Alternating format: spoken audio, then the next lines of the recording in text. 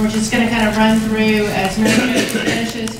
Chris Renoff is going to come up. Chris Renoff is from Sarasota County School District in Florida, and Chris has been a partner in this process from day one. And he is a principal who just took it on as a principal in his school and really went gangbusters with it. And so I just always go back and manage up and use Chris as an example. And then we'll end with Denny Wilson, who we have worked with for years in many different capacities. He lives in our hometown, and he has such a great story about turning around a high poverty that was considered a low performing school. And it's just all three of these principals are just absolutely great principals, but most important to me is they're just wonderful people. And so I'd really like at this point if you would help me welcome Mary Jo Raczkowski.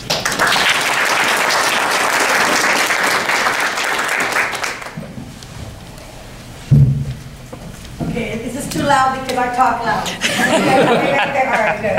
Because I feel bad for you already. Hopefully everybody's awake out there. Now that it's going here, make sure everybody's up and around. I know it's tough after lunch to stay awake, but we'll try to make it quick. I talk really fast. I only have 35 pages of notes.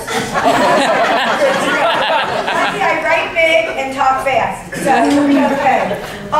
As you can see, I'm the principal of Hunt School. Love my school, I love my kids. We are one of I am one of 8 elementary schools in Jackson Public. All of us have a theme or a magnet at our school. Our theme is the balanced schedule. For those of you who do not know what a balanced schedule is, it is kind of like year-round education, but not necessarily. We're not 45-15. It's just we do not go to school more than 30 days without a break. So we get the last week of June, all of July, and the first week of August off. 6 weeks, and that's we have to get special permission from the state superintendent in order to be a balanced schedule, because in Michigan we have a law that you have to start after Labor Day. So in order for us to start that second week of August, we have to get special permission each year, and we are in our second year doing that. After, what we do is we take those 6 weeks, and then we go for 3 weeks, and then we get the week before Labor Day off, and then we take the other 6 weeks throughout the school year. For example, like Thanksgiving, we get the whole week off, President's whole week, 2.5 weeks at Christmas, 2 weeks spring break. So we absolutely, it's the greatest thing we've ever done. Trust me. The rest of the district, you know, at first like, oh, year round, why'd you pick that? And I'm like, yeah, you'll see. And now they're all going, oh, Dan, can we have year round? No, there you go. So I'm trying to take it from you. So we collected data our first year. We compared our first 100 days of 2010-11 to last year 11-12. What we found was, in that first 100 days, we had 86 less discipline referrals, 68 less teacher absences, and 1,260 less student absences because of those breaks. So it was absolutely awesome to do that. So now, into our second year of the balanced schedule, we compared our first 8 weeks of school. Last year's first 8 weeks, our first year of balanced schedule, and this. What we found was our student count went up. We have 60 less student discipline referrals, 4 less teacher absences, and 76 less student absences. So it has been very successful. On top of all of that, we have gone up in 7 out of 11 of our state testing scores on subject areas. So it's been very, it's been wonderful.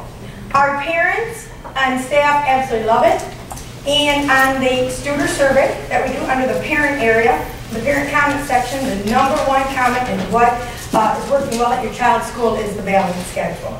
And we would not have had that information had we not had the student survey. So that was good to know. Under the employee engagement survey, they said what is the #1 thing working well in your district, and it was, again, the balanced schedule. So thank you to Studer that we were able to get that data.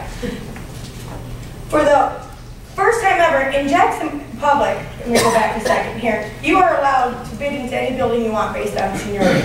There's an opening in the 3rd grade across town, you don't like the principal, which happens to me often. That, you know, you can go across town to another principal you think you're going to get along with, or whatever it might be, or the clientele, so that they can move. And this is the first time ever that we did not have one staff member bid out this year. and not a teacher, parapro, teacher assistant, secretary. Everybody stayed at Hunt School. We have a staff about over 50, so that was pretty exciting for us. So we, and it's not just the balanced schedule, but it's also because of Studer, we now have a positive atmosphere at Hunt School, and because of the Studer process, that is why people are staying at Hunt. Now on my notes I put, here should be like a woo-hoo, but since earlier today you guys kept saying, give me an amen, I expect something like that at this time. That never happens in Jackson Public. The technology department loves me, because whenever a teacher moves, that means you have to change their phone number, you have to change the computers over. You know, they're like, you are our favorite. I said, yes, I am. So under our next slide here, there's not a very good picture of my school. We usually have the leaves gone, but and went over through all that stuff, so we can just keep moving on. Our employee engagement survey, as you can see, our first year from 2010, December 2011, about the same, 23, 21.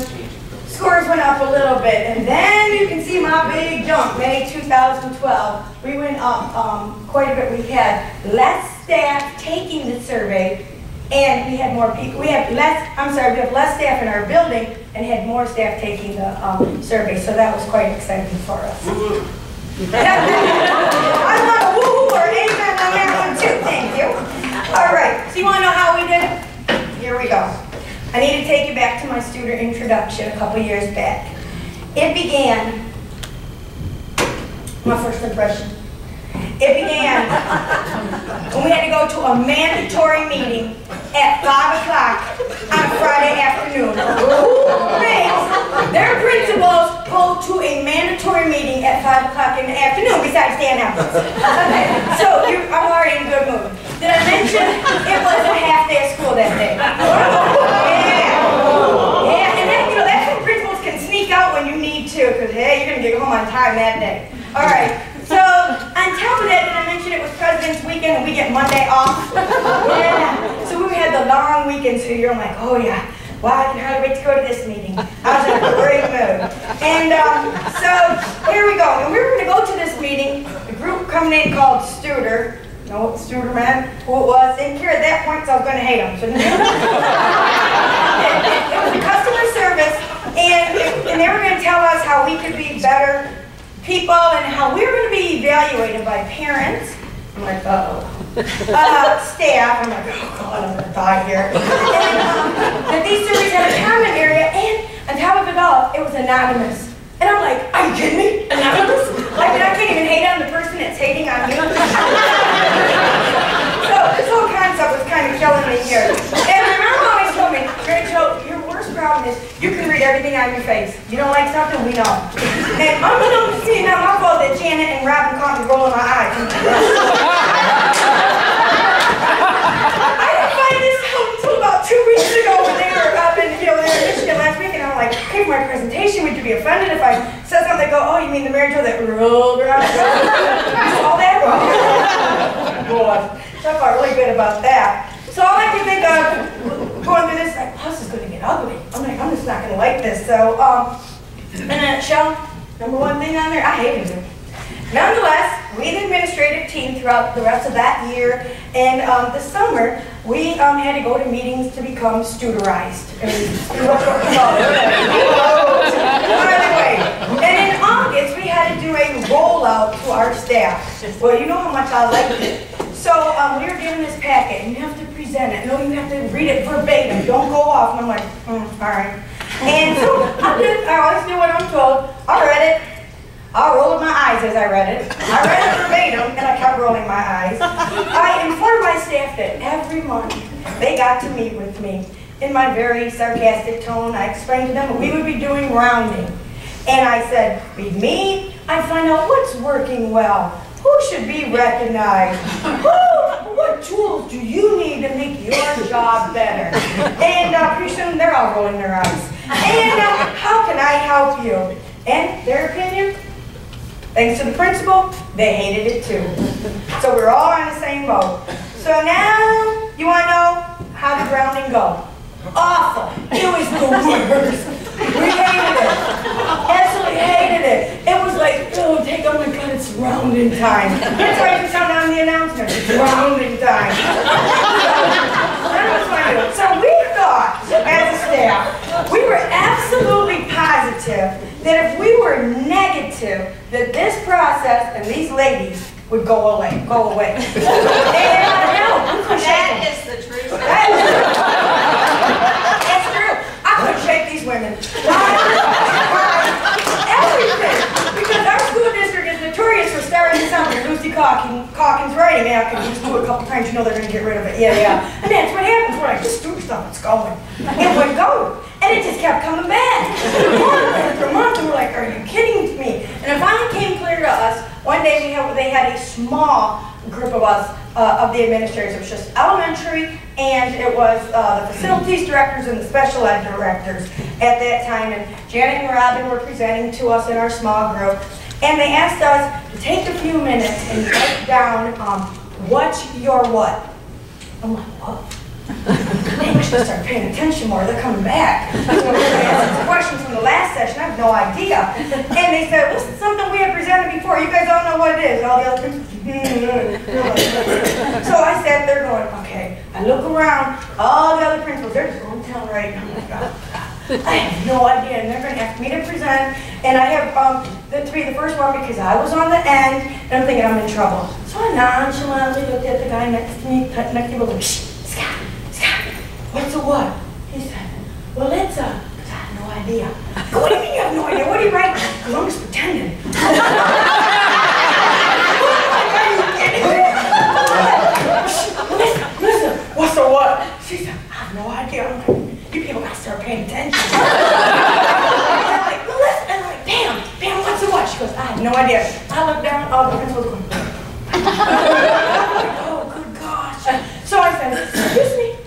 Of course, it's always me. I'm always wants to raise my hand. I look like the doofus, and I'm the clueless one because nobody else is embarrassed. They're all too embarrassed to say something. I'm like, excuse me, Janet and Robin. I think my friends Craig and Ellen at the last meeting were distracting me. I've forgotten what a what is. If you could read it, if you could explain it to us. And in their very nice studerish voices, they explained to all of us, and we were able to figure out what our what was, and you can ask them what that is later. And we decided that that's when we really realized that we need to start paying attention. We can't shake these women. We're stuck with them, and we better realize that is when we realized that we are stuck with students, and we have to do something about it. And since then, I figured if I'm stuck with Studer, then my staff is going to be stuck with Studer, and we're all in this boat again together. So at our next meeting, I promoted Studer. I told them, we're stuck, let's make the most of it, and that's what we did as a group. When the next rounding came, I followed through with everything they asked me. They said they needed a tool, I gave them that tool. They needed help, I gave them help. Whatever they asked for, I gave it to them.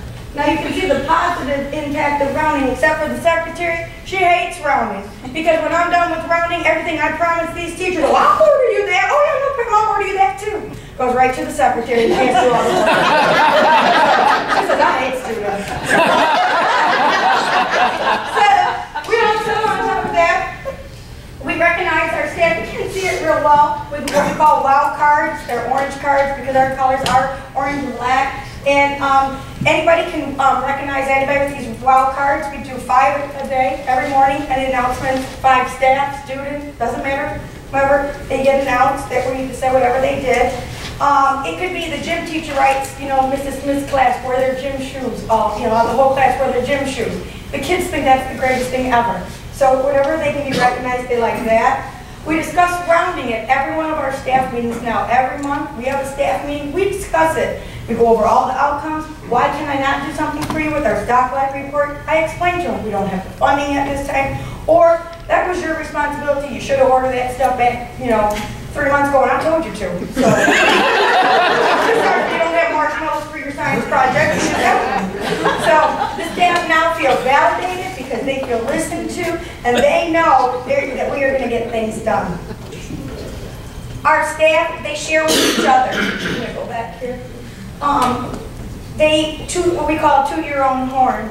We have professional development at the beginning of the year, and they all had to present something that they do in their classroom, that they have to toot their own horn, and they had to toot someone else's horn. And whenever it's something awesome that's going on, and they have to bring copies so everybody can do it. Some of our staff has gone as far as creating their own classroom surveys, where they are anonymously sending out these surveys to parents. What can I do better? How can I help your child? What can I do to make it better for your child? The few teachers that discussed with me said, "Oh, I don't know how you do it. That really hurts." I said, "Oh, that first year student, when those comments came back, oh, your heartbone nipples was broken." It was like, oh my God, I didn't think it was that bad. But it was true. And so this has given us a chance to improve our leadership and improve our teaching. Rounding is now fun. We look forward to it. We just had our second round of rounding just this week. They actually are now starting to ask for some fun things. Industrial-sized bottles of Tylenol and aspirin. I think somebody asked for prayer. I know that county over there just got It's what it is. That's what they asked for. Exactly. And but this lady, I said to her, I think you're missing a comment in here, because she says she needs some fat student pencils. I was like, what? Fat student pencils? And she goes, no, I meant student pencils that are the fat ones. I'm like, okay, we'll be a little more specific there. So I took a box of pencils, put my picture on there and said, from fat student pencils. So then I got that. Our survey results from our parent satisfaction. Our first year we had 5 parents. I had 560 people and I had 5 parents fill out the survey. And 4 of them were mad at me. Yeah, you can imagine those comments. Hence my anonymous stress level. So we were able to get up to 80 in our second year, which was last year, and it's about 250 kids. And so you're going to ask me, how did you do it? Well, you are all that. Yes, I am. I gave them free ice cream. We had free ice cream social, and that the teachers put on, because part of their evaluation was now going to be 10% of it was the student parent survey. So it was, they figured we better do something and we were to do it quickly. And that's just what we did. The parents came, we had the computer labs open, they were able to go there, and that's, we were able to get a lot of parents. Now, we had more parents than that show up and they didn't do the survey. And we saw one of our schools across town even had better survey results than I did, numbers-wise. I'm like, Tracy, how did you do it? He said, they had to fill the survey out and then get this ice cream ticket. I'm like, oh yeah, this year, that's what we're doing. You do the survey, you get the ticket, that's it, and then hopefully my results will even be better than that. Our lowest thing on the survey was we did not get positive phone calls and notes home to parents, and we didn't. The only time we ever called was if it was a problem, and if we could get through, they changed their phones more than, I don't know, because we have a hard time, but either way, they were only getting negative phone calls. So we said, what can we do different? And we now, I now require that they have to do 5 positive phone calls a week. It must be logged, and it is part of their evaluation. So if I ask for their log sheet, it better be up to date, and I need it. Unfortunately, we do have a lot of phone changes over quickly, so we have a hard time getting through to a lot of our parents, and so I have allowed positive notes as long as there's a spot on there that the parent can sign in that we know that the parents did receive that note.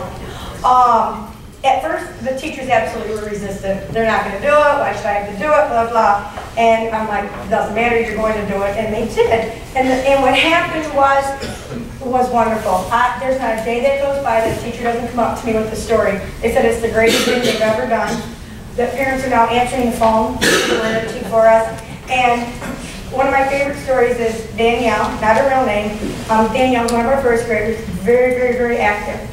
And she had a terrible beginning of the school year, constantly calling home. And she has a very tough teacher anyhow. And now Danielle is much better with a little help from her doctor. And Danielle it works well with our first grade teacher. And so the first grade teacher said, I better jump on this and call home quickly. And so she called the mom, and the mom just nasty and getting ugly, nasty, and the teacher, who's really tough, also goes, "You don't have to get all ugly and mean, this is a good call." And the whole personality went, "What? A good call." And the teacher went on to tell her what a great job the child was doing, and at the end of the call, the mom was crying because she said, "I had never received a positive phone call." So does it work? Absolutely, it does work. Besides the phone call, we do a Junior Viking of the Month. This is one of our bulletin boards that we have up in our cafeteria. And there's a little saying, it's one child from each classroom, a little saying about them. And we are having we invite parents in for a little reception once a month. And it's the first time we've done that, and it was just absolutely wonderful. The expectations to become a student of the month, all of our teachers have posted in their classroom, which I'll have over here. Not that one. Got another one here somewhere. We have posted in every classroom what a Hunt Viking is, that it's a good citizen, how to make, you have to have academic effort, and what you have to do at school. So all of our students know what we expect of them, and it's in every classroom. And so our students now know what they need to do. We also embrace the nurtured heart approach. We discipline our children by praising them first, saying, "Well, Johnny, I like how you are sitting over there. You know, Susie, you kind of need to, it's called reset. You need to reset your behavior. Take a few minutes out, and then we'll welcome you back when you're ready to come back." Nurtured heart approach works for about 90% of the kids. Doesn't work when two 5th grade boys are resetting each other. Reset. No, you reset. So, we also talked about your last year one out. We let the students and the parents know that we do care about their children. It's required, posted outside every classroom or on the door. We have posted that is signed by each of our teachers. It says, "Dear students, I believe in you. I trust in you. You are listened to. You are cared for. You are important. You will succeed. Love." And the teacher signs it. This is posted outside my door. So everybody that has it, we have this posted throughout our building so these kids know that they are cared for at Hunt School. And then it carries over to the parents. To keep our communication open with our parents, we have weekly Global Connect calls. We'll make a phone call every Friday. I ask the teachers, "Hey, what do you want me to tell parents?" So I'll say, if your child's in Mrs. Gazowski's room, they have a new reward system. Make sure you ask your child about it. We do that. That goes out every Sunday night. However, I did forget yesterday, so I'll have to go out Monday night when I get back into town. We have Power School, which allows our parents to go in and see how the children are doing on their grades. And we also try email, but we're not real successful with it. We still send notes home because a lot of our parents, unfortunately, do not have email. Oops, sorry, Northport. We now realize the benefits of the Studer process, and that we're fortunate to have that process. It makes us accountable for our actions, and we will embrace the survey results in order to become better leaders, better teachers. We stopped rolling our eyes, and we still tell people we are stuck with Studer, but now we like it.